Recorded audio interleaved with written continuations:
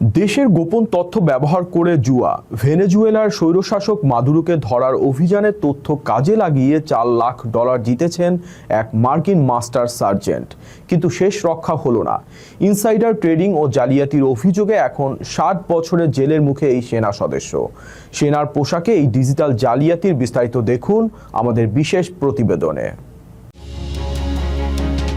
ভেনেজুয়েলার এক নায়ক নিকোলাস মাদুরোর পতন কি শুধুই এক সফল সামরিক অভিযান ছিল, নাকি কারো কাছে এটি ছিল রাতারাতি কোটিপতি হওয়ার সিঁড়ি? মার্কিন স্পেশাল ফোর্সের মাস্টার সার্জেন্ট গ্যানন কেন ভ্যান ডাইকের বিরুদ্ধে উঠেছে এক নজিরবিহীন অভিযোগ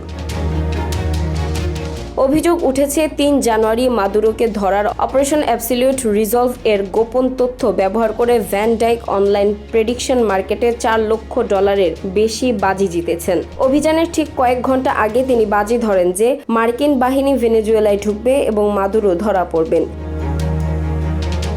যখন সাধারণ মানুষের কাছে এটি ছিল অনিশ্চিত, তখন ভ্যান ডাইক জানতেন ঠিক কি হতে যাচ্ছে। ম্যানহাটন আদালত তার বিরুদ্ধে ইনসাইডার ট্রেডিং এবং সরকারি তথ্য চুরির অভিযোগ এনেছে। অপরাধ ঢাকতে তিনি ভিপিএন এবং বিদেশি ক্রিপ্টোকারেন্সি অ্যাকাউন্ট ব্যবহার করলেও শেষ রক্ষা হয়নি। দোষী সাব্যস্ত হলে তাকে কাটতে হতে পারে জীবনের পরবর্তী 60 বছর জেলখানায়। দেশের বিশ্বাস ভঙ্গ করে ব্যক্তিগত মুনাফা লোটার এই ঘটনা মার্কিন সামরিক বাহিনীর ভেতরেও ব্যাপক বিতর্কের জন্ম দিয়েছে।